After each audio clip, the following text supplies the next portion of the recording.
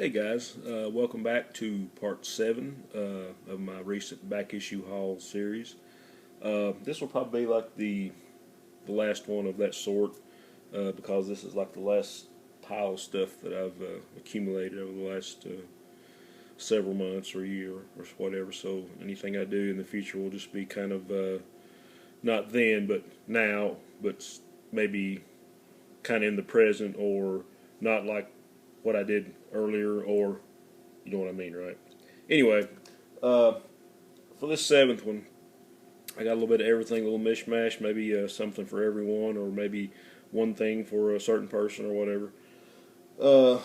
But I got a graphic novel, got some black and white magazines, got a Treasury, got some Bronze Age, and got a good little stack of Silver Age stuff to show. So we'll just dig in. Okay, this is a graphic novel by Marvel, the Dread Star. I guess it's graphic novel number 3, and I know a lot of us are big Jim Starlin fans, and this is actually, I think I read this book years ago, but this is the first time I've ever actually owned one, and it's got some beautiful, looks like painted art by Jim Starlin on the inside, so all you Dread Star fans. And I've heard rumblings that there's going to be a movie about this character, so stay tuned. Okay, almost in time for Halloween. Monsters Unleashed number 4, great werewolf cover, and the Frankenstein monster, and we have the obligatory girl with the boobs pushed up by the gravestone shot. So you know, the great stuff. Okay, this is Dracula Lives. I'm not sure. Not the number, it's October date, but I'm thinking this is a Neil Adams painted cover. Let me find out what number. Oh, it says on the back of the board here number 3, so Dracula Lives number 3. And that's just a beautiful piece of art right there. I'm thinking before too long I'm probably going to try to gather up all my black and white horror stuff and just do a Halloween dedication video for all you horror fans. Okay, and here we have Monsters Unleashed number 1 with the Gray Morrow cover. You know, it's usually the same stable of artists that does all this stuff. I mean, you know, you've heard me name them off 100 times before. It's just these books are really, really worth having. I mean, just for the artwork and the great stories and these great painted covers. Sorry about the glare. It's the coming off the bag there, but great looking mag. Here's what I've kind of been wanting for a while. I think it's another Warren magazine, UFO and Alien Comics with an X, and this has got some great stories, and I kind of thumbed through it and haven't got to read it yet, but I think it's got some art by John Severin and Alex Toth. Actually does a story in here, so another great little find. Really happy to get this one. They only made 4 issues of this. This is Blazing Combat number 3. Another Warren magazine with those great Frank Frazetta painted covers. These are really hard to find in high grade, and I happened to chance upon this one, and look forward to digging into that. Okay, and I got a Treasury, Marvel Treasury edition number 4, Conan the Barbarian, and I think this reprints the famous or infamous Red Nail story, and I kind of wanted to dedicate this one to a friend of mine at work, a good friend. Isn't really a comic collector per se, but I think years ago he said he really liked the black and white Conan mags, and so I said I'd show this for him. And I know all of you follow Conan, big Conan fans. I know Hippie, he's a big Conan fan, so he's probably got this. But these are just some great art by Barry Windsor Smith, story by Roy Thomas. Kind of find a good page. Oh yeah, here we go. Now that is just some beautiful artwork. BWS at his finest.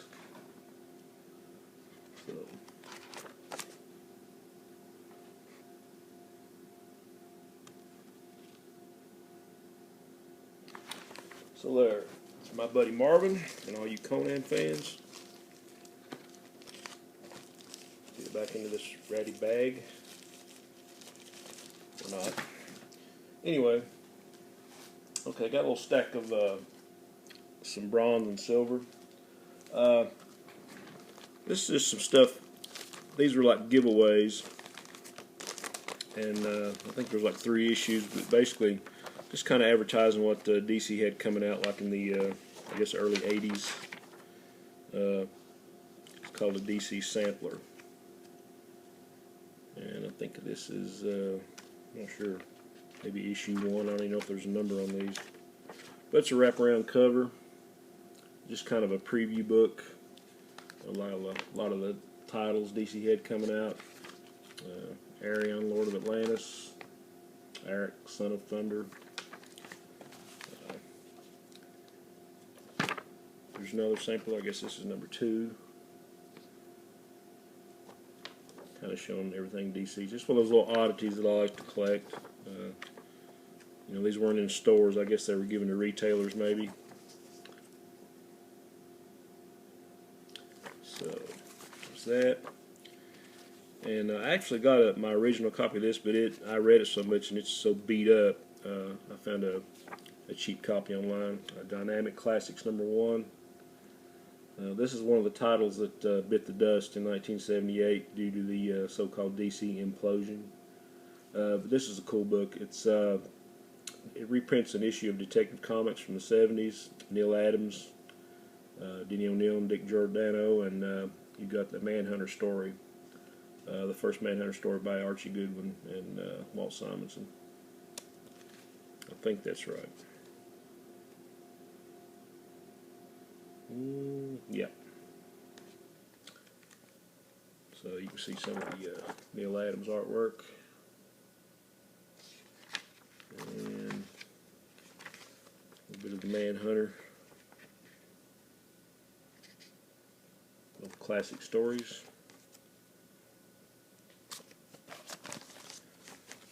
Okay. And I had one issue of this, but I'm just trying to complete some of my earlier Legion stuff. Just a 3-issue series, Secrets of the Legion of Superheroes. I think Jimmy James and Dick Giordano did the art on this one. It's a cool cover of Superboy. Number 2,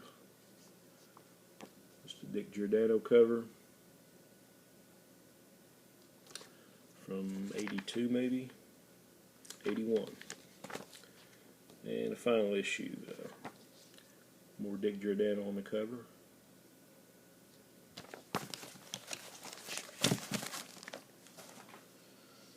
Okay, and we have some Werewolf by Night, number 3.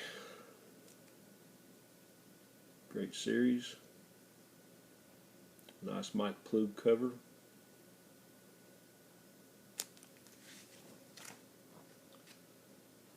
And Werewolf by Night, number 10. And I really was happy to get this one because this is by one of my favorite artists from the 70s, Tom Sutton, who did all that great work for Charlton back in the 70s on their horror line. It's a cool cover.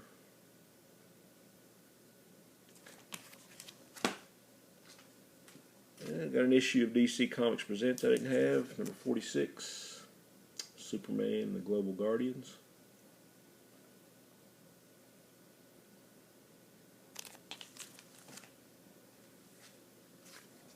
Getting in some good stuff. Fantasy Masterpieces, number 4. Guess what? Another square-bound book. It's got some great reprints in it. You got Captain America. You got some horror and sci-fi reprints. No doubt most of this is by Ditko and Kirby. Really nice shape. And I got these in a bargain bin somewhere. These are like reprints of some of the early Captain America stuff. Marvel Super Action number 2, the Red Skull. Great looking Kirby cover.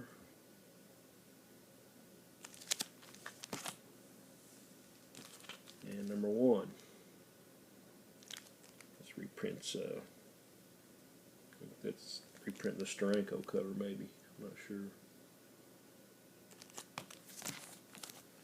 Some Silver Age Flash, number 135 against the Rogues Gallery. Just in time for the Flash TV show that premieres tomorrow night. I always thought Flash and Batman had like the best villains. You know, Batman had everybody from Arkham Asylum, and Flash had the Rogues Gallery. Really cool stuff.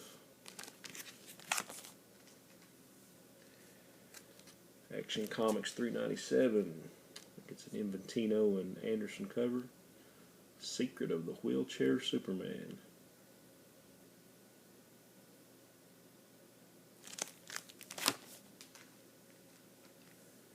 And Star Spangled War 159. 52-page giant. Another beautiful Joe Kubert cover. This one's pretty high grade too.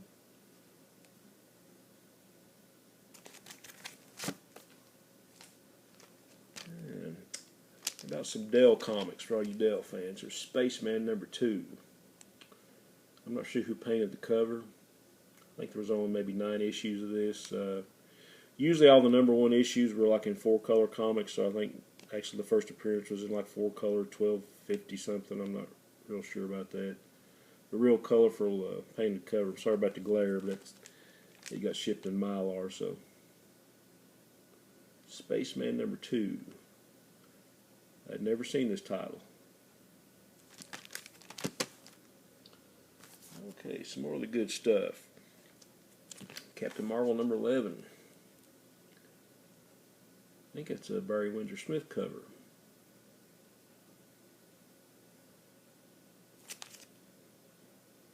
Yeah, Smith and Herb Trimpe. One of my favorite Silver Age Captain Marvel covers, number 14. I guess starring Iron Man.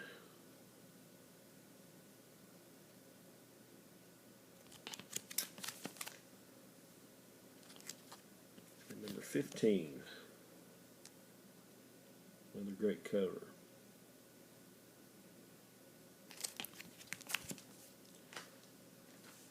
And I finally got an issue of this book I wanted for a while. Marvel Superheroes number 12. First appearance of Captain Marvel. Marvel's Captain Marvel, that is. Pretty decent copy. You got some cool reprints. Submariner, Human Torch, Captain America, Black Phantom, or Black, who is it?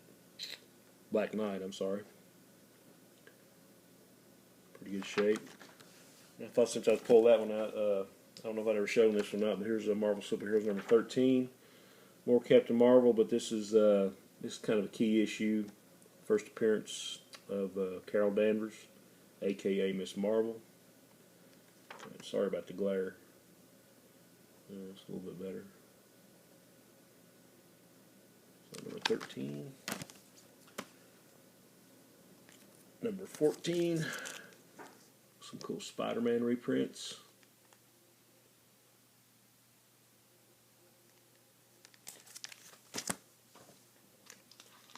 Okay.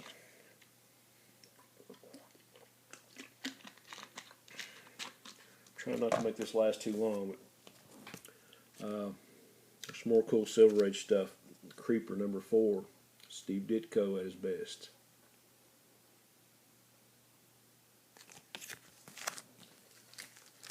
Some Bronze Age. The Unexpected number 195.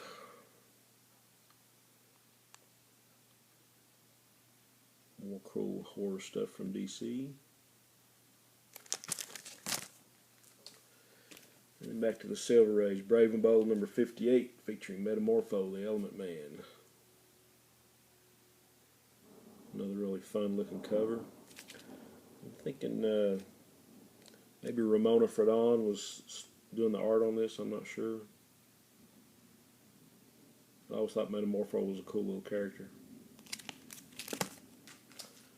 Marvel Tales number 16. More cool Silver Age. Spider-Man, Human Torch, Thor, Marvel Boy.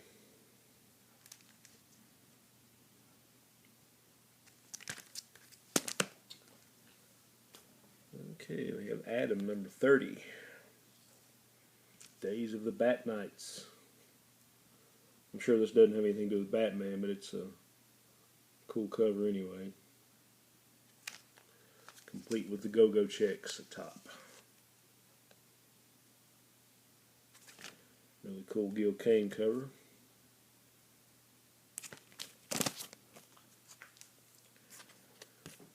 Action Comics 378. Like Neil Adams. Should be. Superman as the Devil's Partner. I don't think so.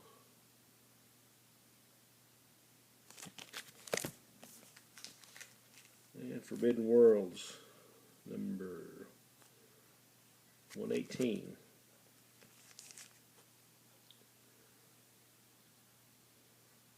Cool sci-fi cover by Kurt Schaffenberger.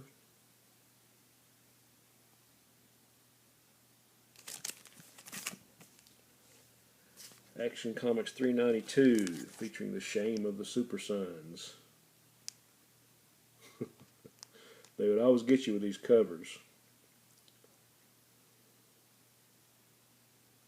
Like, wow, I didn't know Superman and Batman had sons. This is kind of in rough shape, but this was always one of my favorite stories. Did from DC and the sci-fi, Adam Strange and Hawkman. It's Mystery in Space number 90. You can tell somebody's taken an ink pen and kind of colored some of this in. And, you know, it's got a date written on it. But it's really cool. Probably Carmine Infantino and Murphy Anderson cover on it. Looks like their stuff.